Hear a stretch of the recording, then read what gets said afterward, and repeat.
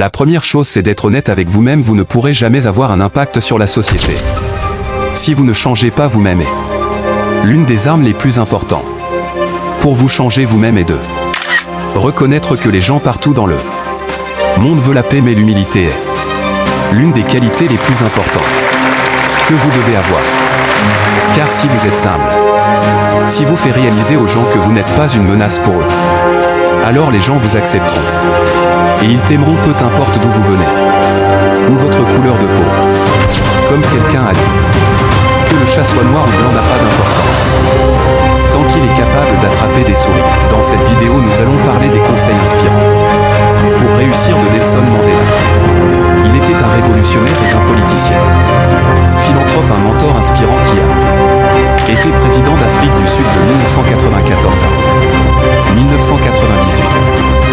Nelson Mandela a marqué tout simplement l'histoire de par son engagement. Il est resté 27 années en prison pour pouvoir défendre ses idéaux d'une égalité pour tous, peu importe notre genre, notre religion, notre couleur de peau. Nelson Mandela est tout simplement un mentor inspirant.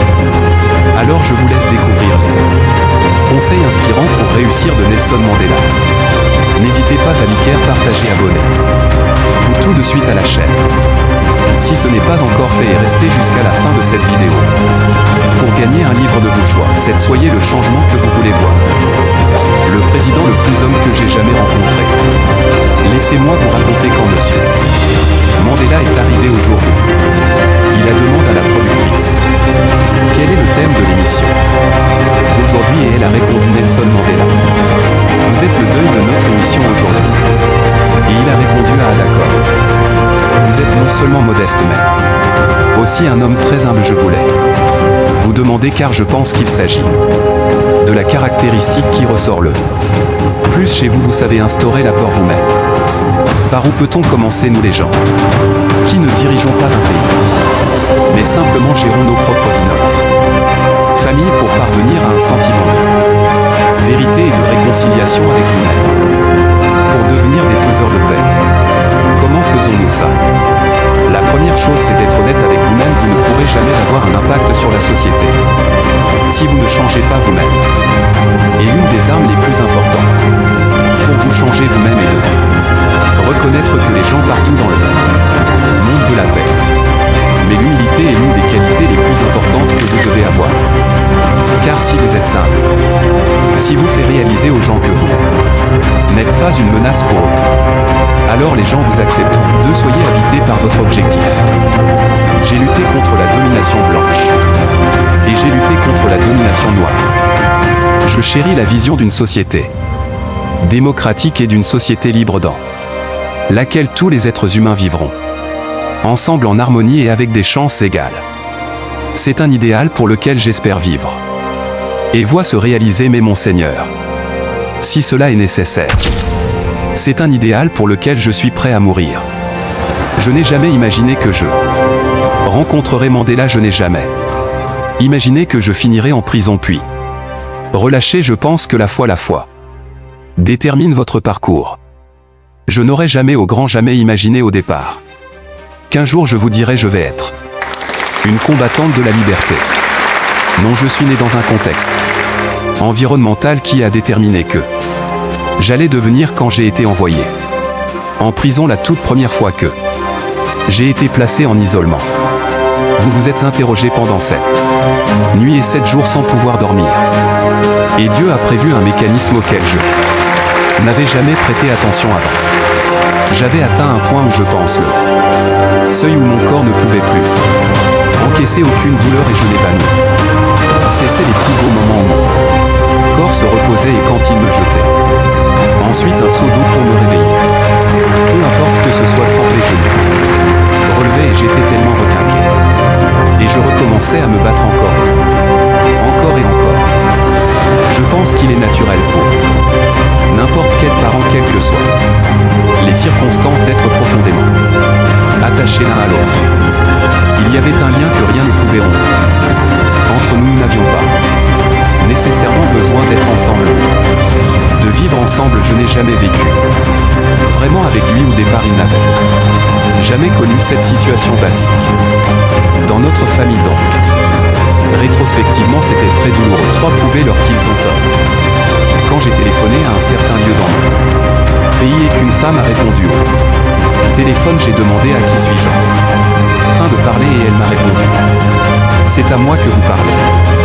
J'ai dit: eh bien madame, je sais que je vous parle. Mais comment vous appelez-vous? Elle m'a dit. Qui êtes-vous pour me demander mon nom? Quel est votre nom? Je lui ai dit: madame, dès que vous me donnez votre nom, je vous dirai le mien. Mais alors qu'on se discutait pour savoir qui devait dire son nom au premier, elle s'est énervée, a dit: vous semblez très irrespectueux. Est-ce que vous avez passé votre matrique? Matrique dans mon pays est un examen d'entrée à l'université, et je lui ai dit: madame, vous devriez être très prudente, car s'il faut posséder un matrique pour pouvoir vous parler, je vais travailler dur pour pouvoir passer cet examen et me retrouver dans la même place que vous. C'était osé. Elle a répondu: vous ne serez jamais dans ma place, et elle a raccroché le téléphone. Si vous saviez à quel point j'aimerais qu'elle soit là aujourd'hui, elle découvrira enfin que j'ai accompli bien plus que passer cet examen d'entrée à l'université. 4. Soyez maître de vos émotions. Que le cerveau domine le sang versé. C'est vrai, car nous avons eu ce conflit. Nos émotions, nous disait la minorité blanche, est notre ennemi. On ne doit jamais parler avec eux, mais le cerveau nous disait: si vous ne parlez pas avec ces hommes, votre pays partira en flammes. Et pendant de longues années à venir, ce pays serait englouti sous des rivières de sang. Alors il nous fallait en finir avec cette mésentente, et notre discussion avec l'ennemi a été le résultat de la domination du cerveau sur nos émotions. 5. Prenez position. Ceux d'entre nous qui partageons votre combat pour les droits de l'homme contre l'apartheid avons été déçus par les modèles en matière des droits de l'homme que vous avez soutenus depuis que vous êtes sorti de prison. Vous avez rencontré 3 fois au cours des 6 derniers mois Kadhafi, et vous l'avez dit que vous partagez son point de vue, et vous l'avez félicité sur son dossier relatif aux droits de l'homme et sa volonté pour la liberté et la paix dans le monde, et vous avez adulé Fidel Castro en tant que leader des droits de l'homme, et vous avez déclaré que Cuba était l'un des pays qui avait le plus la tête sur les épaules en matière de droits de l'homme, en dépit du fait que les documents l'ONU montrent que Cuba est le pire des pays. Je me demandais, JSE, que ce sont vos modèles de dirigeants en matière de droits de l'homme. Le cas échéant, auriez-vous voulu d'un Kadhafi ou Fidel Castro comme futur président de l'Afrique du Sud? Une des erreurs que certains analystes politiques font est de penser que leurs ennemis devraient être nos ennemis. Faites une chose que nous ne pouvons pas faire et que nous ne ferons jamais. Nous avons nos propres luttes que nous menons à bien. Nous remercions tout le monde d'avoir soutenu une autre lutte. Cependant, nous sommes une organisation indépendante avec sa propre politique. Notre attitude envers n'importe quel pays est déterminée par l'attitude de ce pays vis-à-vis de notre lutte. Le colonel Kadhafi, Fidel Castro soutiennent notre lutte jusqu'au bout. Il n'y a aucune raison quelconque pour laquelle nous devrions avoir une quelconque hésitation en ce qui concerne leur attachement aux droits de l'homme tels qu'ils sont exigés en Afrique du Sud.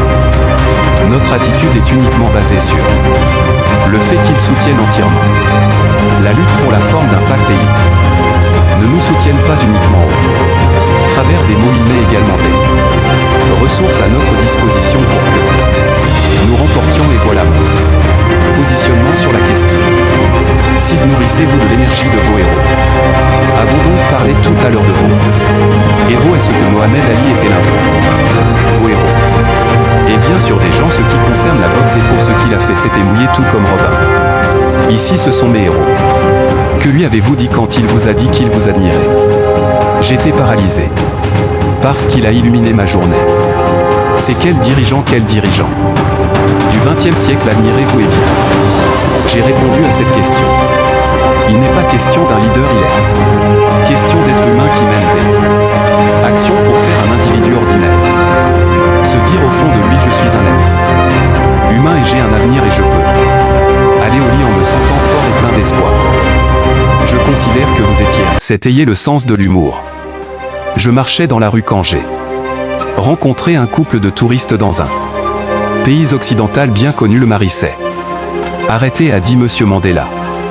J'ai dit beaucoup de gens me confondent avec ce type et il a répondu est-ce que je suis autorisé à vous confondre avec ce type. J'ai dit vous feriez comme beaucoup d'autres gens. Il s'est alors tourné vers sa femme et lui a dit chérie monsieur Mandela. Elle n'était pas du tout impressionnée et elle a dit il est connu pourquoi le mari embarrassé a baissé la voix et a dit Monsieur Mandela. Monsieur Mandela. Sa femme a ajouté mais je t'ai demandé pourquoi est-ce qu'il est connu et sans attendre une réponse de son mari. Elle s'est tournée vers moi et m'a demandé vous êtes connu pourquoi je dois admettre que je n'ai pas pu répondre à cette question. C'est très drôle quand je vous interroge. 8 Nul n'est infaillible. C'est très facile de trouver des questions critiques à poser à quelqu'un comme vous mais vous semblez si profondément beaucoup comme Mère Teresa pouvait l'être. Dites-moi quelles sont vos plus grosses erreurs. Vos erreurs vous en avez. En fait j'ai fait beaucoup d'erreurs. Si vous demandez à mes amis là-bas ils me critiquent constamment pour les erreurs que j'ai commises. Je ne suis pas un messie, c'est pourquoi je me suis opposé à toutes les tentatives de faire de moi une sorte de messie. Je ne l'ai jamais été, je suis un homme ordinaire. Je ne veux pas que le mot donne un statut que je ne mérite pas. J'ai consacré ma vie à cette lutte. 9 L'égalité est un droit pour tous. Indiqué dans notre politique. L'Afrique du Sud est le continent de nombreuses cultures et il y a de la place pour toutes les différentes cultures dans ce pays. Y a-t-il beaucoup d'Africains éduqués en Afrique? Oui, nous avons un grand nombre d'Africains qui ont fait des études supérieures et qui participent aux luttes politiques des peuples africains. Mais la question d'éducation n'a rien à voir avec la question du droit de vote à de multiples occasions. L'histoire a prouvé que les gens peuvent jouir du droit de vote, même s'ils n'ont ni éducation ni qualité d'éducation, et je pense que c'est une bonne chose, mais il n'est pas nécessaire d'avoir une éducation pour savoir que vous voulez jouir de vos droits fondamentaux, que vous avez des aspirations, que vous avez des revendications. Cela n'a en aucun cas rien à voir avec le niveau d'éducation commun. 10 Exiger du respect. Comment avez-vous fait pour être traité avec respect par les gardiens racistes? Vous étiez en prison et vous avez dit je ne répondrai qu'au nom de Mandela. Monsieur Mandela. Nous devions mener la bataille pour la dignité dès le premier jour de notre incarcération. Et c'est ce que nous avons fait, nous avons insisté sur le fait que nous devions être traités avec respect. Même si nous étions prisonniers, et nous avons parfaitement réussi. 11 Devenez inoubliable. Comme bonus, j'ai été informé par la sécurité à mon portail qu'il y avait une jeune fille qui avait entre 4 et 5 ans qui voulait me voir. J'ai dit laissez-la rentrer. Ils m'ont dit mais monsieur le président, elle est très impertinente. J'ai rétorqué c'est pour ça fait là rentrer. Effectivement c'était un sacré bout de femme. J'étais dans mon salon, elle n'a pas frappé, ne m'a pas salué. La première chose qu'elle a demandé c'était quel âge avez-vous? J'ai répondu je ne suis plus sur mes jeux. Suis né il y a très très longtemps. Elle m'a dit il y a 2 ans. J'ai répondu non, il y a bien plus longtemps. Et soudain elle a changé de sujet. Pourquoi êtes-vous allé en prison? J'ai répondu non, je ne suis pas allé en prison parce que je le voulais. Et combien de temps vous êtes resté? J'ai dit je ne peux même pas me souvenir, mais ça a duré un très très très long moment. Et de nouveau elle a répété il y a 2 ans. J'ai dit non, il y a bien plus longtemps. Mais cette fois-ci elle a insisté. Mais combien de temps? J'ai dit je t'ai dit que je ne me souviens plus, mais c'était il y a très très très longtemps. Alors elle a fait cette déclaration. Vous devez être un vieil homme sacrément stupide, n'est-ce pas? Alors messieurs et madame, si ce que je dis ne correspond pas à vos attentes, s'il vous plaît soyez un peu plus diplomate que cette jeune fille. Merci à vous. Beaucoup de gens savent ce qu'ils fuient mais ne savent pas ce qu'ils recherchent. Que pensez-vous de Nelson Mandela? Et quel le conseil ou la phrase de Nelson Mandela? Que vous aimez de plus? Merci d'avoir regardé cette vidéo. Abonnez-vous et écrivez le titre de votre livre préféré dans les commentaires. Et on vous balance gratuitement. Oui, c'est à 100% gratuit. Alors, on vous attend dans les commentaires. C'est avec plaisir que nous le faisons en échange de votre abonnement, de vous offrir votre livre